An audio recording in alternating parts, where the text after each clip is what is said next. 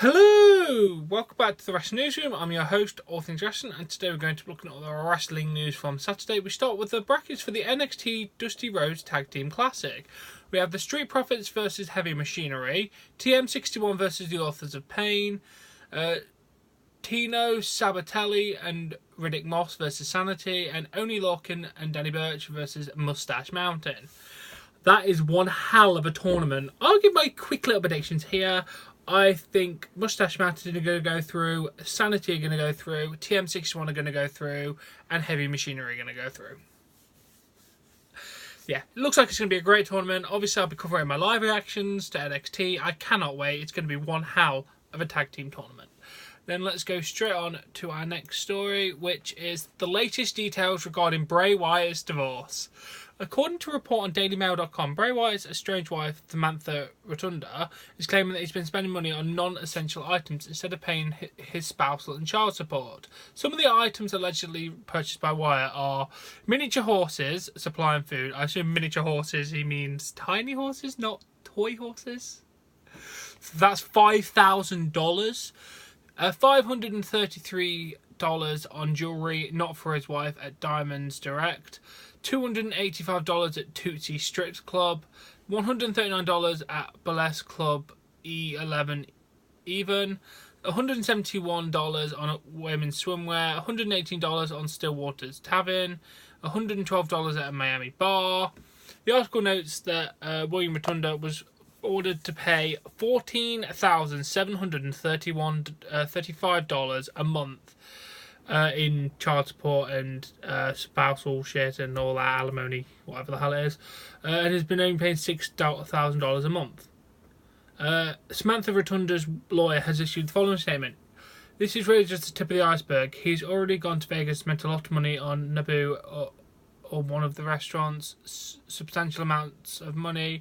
He told my client, it's my money, not your money. It's my money. That's a dangerous and reckless mentality. It's not accurate under the law and it's not healthy for the family. According to the article, the two have been now forced into meditation and were recently seen at a family law office and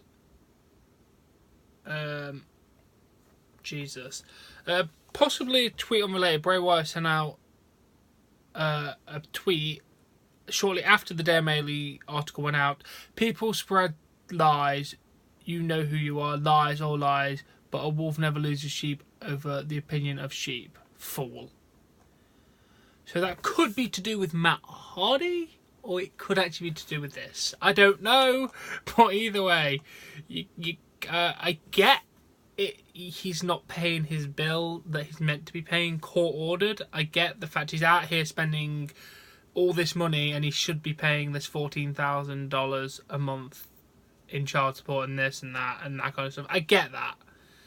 And to be honest, the mentality of it's my money, not your money, is quite bad, especially when you have to court order pay $14,000. Then it is her money.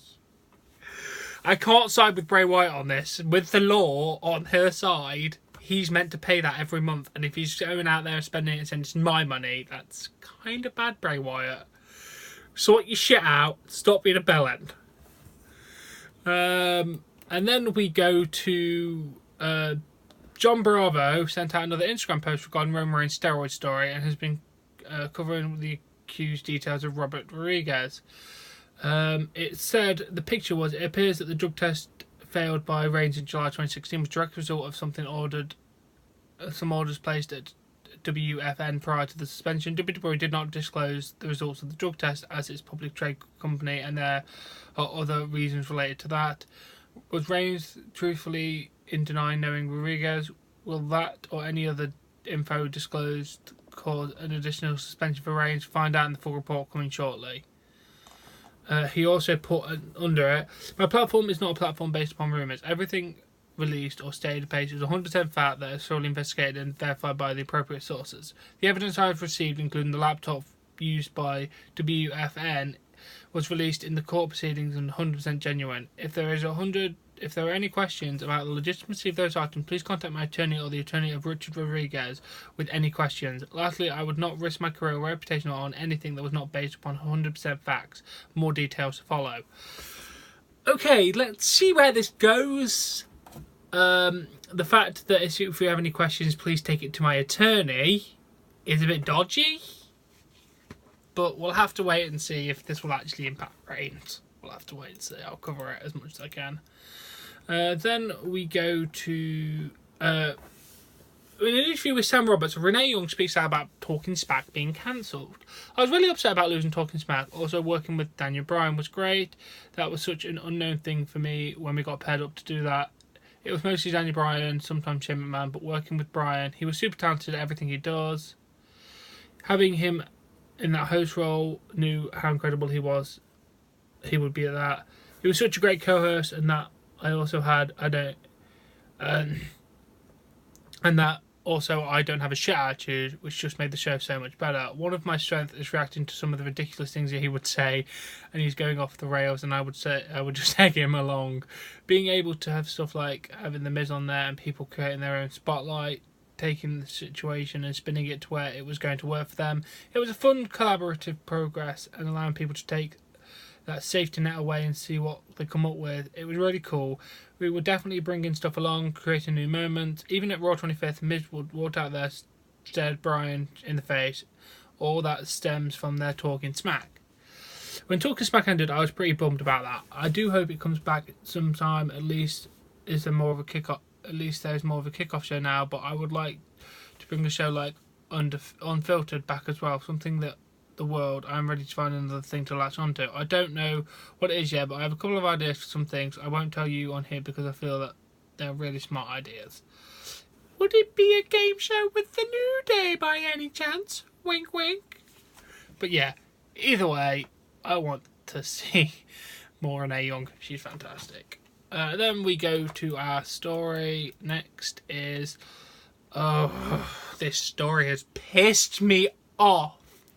There is reports of a fan or fans chanting the word happy ending and Pearl Harbor towards Kairi Sane at NXT live event in St. Petersburg, Florida. Florida wrestling fan said douchebag saying happy ending and Pearl Harbor at Kairi Sane should be removed from the facility, their tickets should be confiscated and their credit cards should be blocked from buying future tickets. And she just tweeted back that picture. That picture is what she tweeted back in response to people being a dickhead. And then Brian, NerdX Ferguson, responded to the guy yelling, remember Pearl Harbor towards Kairi Sane at NXT Petersburg. I'd like to meet you outside personally, show you how we treat women, let alone Japanese women. You're a piece of shit and I'll spit in your face. I am in complete agreement with this guy. Whoever chanted that is scum of the fucking earth and they don't deserve to have the ability to breathe. I hate people like that. Kairi Sane is a lovely, fantastic, talented woman and doesn't deserve any shit like that. None of the wrestlers in WWE or anywhere around the world deserve to have shit like that chanted at them. There is, oh, you suck, you're shit, you fucked up kind of chants, and then there's, remember Pearl Harbor! That's just fucking way over the line and absolutely disrespectful, and I hope that person does get banned from WWE because they don't deserve to go. We want nice things, you don't deserve nice things. Okay, let's just move on before I get even more pissed off. And then we go to Impact officials comment on the departure and talent contracts. Impact Wrestling Don Callis spoke up about recent departments. Here's the problem with the narrative that goes with that. I'm not knocking any wrestling journalists because it's what it is, but the narrative is that it's been kicking around that all these people are leaving. That's fine and that's true, but the context is not there. Are we okay with them leaving based on new talent? They talk about who was left, but a lot less about who came in. Yes, E3 Studios is an immense performer. He's gone to NXT. We wish him all the best. But people just say he left. They don't say because Brian Cage or Austin Aries debuted. We use a lot of sports analysts around here. If you have a new head coach for the team, they're going to change the talent and they're going to draft in new players to fit that particular system. That's what we're doing. It's a process. There'll be more people coming in. Good. I'm glad to hear you've got an idea and a plan. And then Scott Demore also commented on talent's contract. It's a false narrative that we don't have talent under contract. The vast majority of our talent are under long-term contracts. Take a look at the departure of Bobby Lashley. He was under contract until almost summertime this year, when he had other opportunities. We made a decision as a group that we were okay facilitating the release earlier than anticipated. Contacts were going to come up and we needed to renegotiate on an ongoing basis, but that's a small number of talents that are going to have deals coming up in the next 6 months. The talent we've been bringing in have signed a 1 or 2 year deal. People are also scared of change. EC3 is a great talent, but people are talking as if he's irreplaceable. What was he before he came to Impact Wrestling? He was a guy who'd been developmental and never really panned out. You look at historically at this company and the people who've come here and built a reputation, and when they leave, people think they're irreplaceable. Well, what about Bobby Roode when he came here, or Eric Young, or AJ Styles? I can completely agree. You're building the talent up. I do get that. People say these people are irreplaceable, which, well, you're never going to have another EC3 or another AJ Styles or another Bobby Roode or another Eric Young. In that sense, they are irreplaceable because they're a once-in-a-lifetime talent.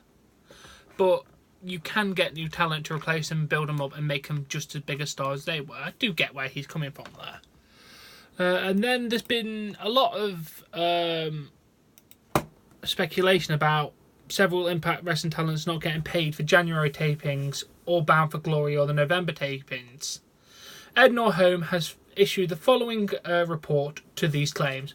Talent is not behind on their pay. We generally provide the talent to be paid as the independent contractors in the month following the month which the services are rendered. This was an improvement over the previous management where talent checks were only issued as the actual episodes air and could be as much as 12 weeks after tapings before the final installments were delivered. We instituted a payment policy last year to pay all services rendered in the month following the month, regardless when the shows air. According to checks for January, checks for January were mailed earlier mid-month. Checks from November were mailed in mid-December, which understandably got caught up in the Christmas mail delays. We realised that one unexpected impact of moving our corporate offices to Canada has been further delays with mail services going across border. We are working to streamline our talent payroll process so future events will be paid closer to the beginning of each month after the services are rendered. Okay, so people are getting paid, it's in the mail, they're going to work on a better system. Sound. And then we go to in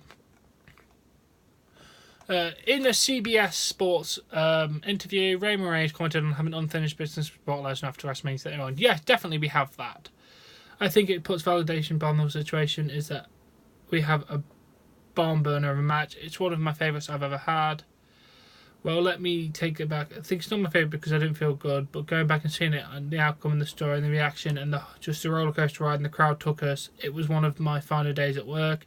There's not going to be the atmosphere I want to finish the job, not towards Brock, but towards Seth for interrupting that. The key is to be able to get to that point and deliver the capitalism. Hopefully I'll get the shot. We're going to go through the chamber Sunday. We've got to make it out unscathed and then take the ride to Suplex City. Sounds like a lot better than it really feels, trust me. Oh, fuck off, Reigns. Sorry, I should be more impartial, but for the love of God, I don't want to see Reigns versus Lesnar again. I really don't. And then we go to Alexa Bliss talked about Ronda Rousey joining WWE. No one knew what was going on, or she was there. She came out. She was definitely a surprise. I think it's exciting that she comes to WWE, brings a new fan base and a different dimension to WWE. Completely agree. And then we go to the final story I have. Jeff Hardy was in Birmingham, Alabama this past Tuesday to evaluate how his surgically repaired torn labrum and torn rotary cuff injuries have been healing. Right now, the current hopes is that he will return for WrestleMania 34. He was sidelined in October with a 4 to 6 month expectation to be out. So if my calculations are correct, it's been 4 months now. So yeah, he's got a very big chance of being back for WrestleMania. And it's also expected to adapt the Woken gimmick along with Matt Hardy when he returns. Yeah, it's going to be good. I cannot wait for this Sunday. Please go check out our predictions. Thank you for watching the newsroom. As always, if you've enjoyed this, please give this video a like. Please support me on Patreon. I'll link in the description below. Subscribe to see more content, and I'll catch you later. Bye!